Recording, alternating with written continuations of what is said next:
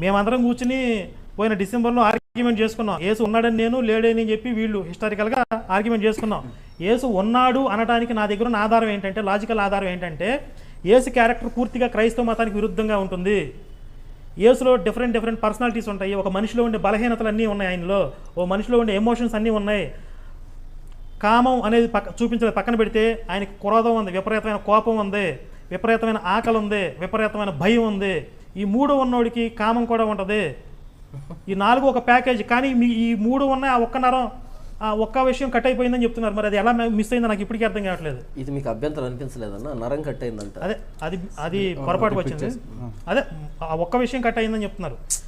Rectify చేసుకోమని నా ఒక వర్డింగ్. అంటే నేను అనేది ఏంటంటే సర్వజీవులకి ఉండేటటువంటి లక్షణాలు. నరం కట్ అయిందని వెనక్కి తీసుకోండి.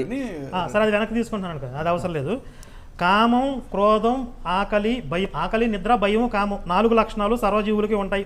వీటన్నిటికీ అదనంగా మనిషికి బుద్ధి 5వ లక్షణం ఉంటుంది. సర్వజీవులకి ఉండే లక్షణాలలో ఈ 4 లక్షణాలు ఉంటాయి.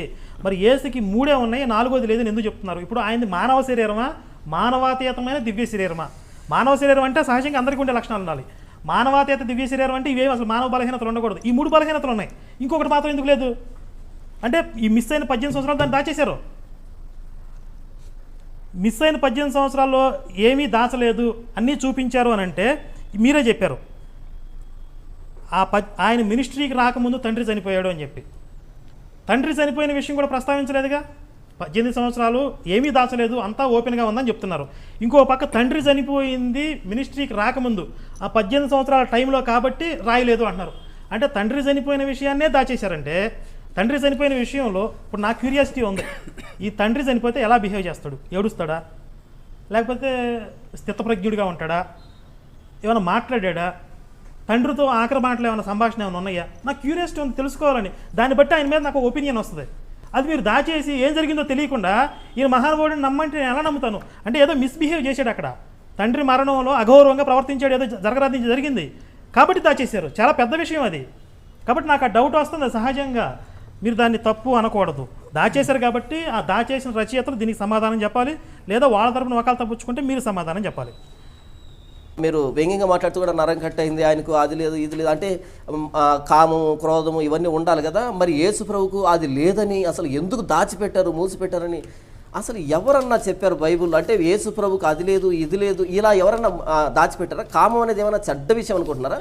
కామం అనేది చెడ్డ విషయం కాదు, చాలా పవిత్రమైంది. దేవుడు ఇచ్చినటువంటిది. మన శరీరంలో ఉన్నటువంటి హావభావాలు, ఎమోషన్స్, భావోద్వేగాలన్నీ కూడా దేవుడు ఇచ్చినవి. ఈ హార్మోన్స్ రిలీజ్ అవ్వడం కానీ, ఈ భావోద్వేగాలు కానీ, హావభావాలు కానీ, ఇవన్నీ కానీ దేవుడు ఇచ్చినవి. అయితే వాటిని ఎక్కడ వాడుతున్నావు అన్న దాన్ని బట్టి అది పాపమా పరిశుద్ధత నిర్ణయించబడుతుంది. కామం అన్నది దేవుడిచ్చింది.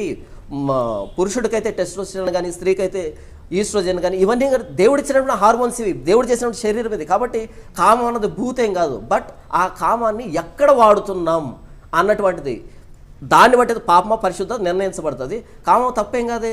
యేసు ప్రభు ఇలా లేడు అలా లేడు అనేటట్టుగా బైబిల్ ఏమి మూసిపెట్టలేదు, దాచిపెట్టలేదు.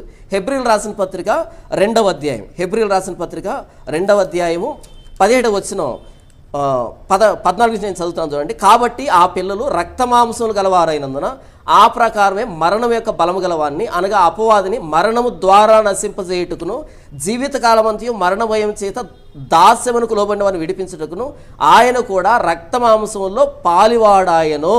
ఎలాగనగా ఆయన ఎంత మాత్రమును దేవదూతల స్వభావం ధరించుకొనక అబ్రహాము సంతాన స్వభావం ధరించుకుని ఉన్నాడు. రక్తమాంసాలు ఉన్నాడంటే ఆయనకి హార్మోన్స్ లేవా? తర్వాత 4వ అధ్యాయం చూడండి, 4వ అధ్యాయం 15వ వచనం నుంచి, మన ప్రధాన యాజకుడు అంటే ప్రభువైన యేసుక్రీస్తు మన బలహీనతల యందు మనతో సహానుభవం లేనివాడు కాడు కానీ సమస్త విషయముల్లో మనవలే శోధించబడినను ఆయన పాపం లేనివాడుగా ఉండెను.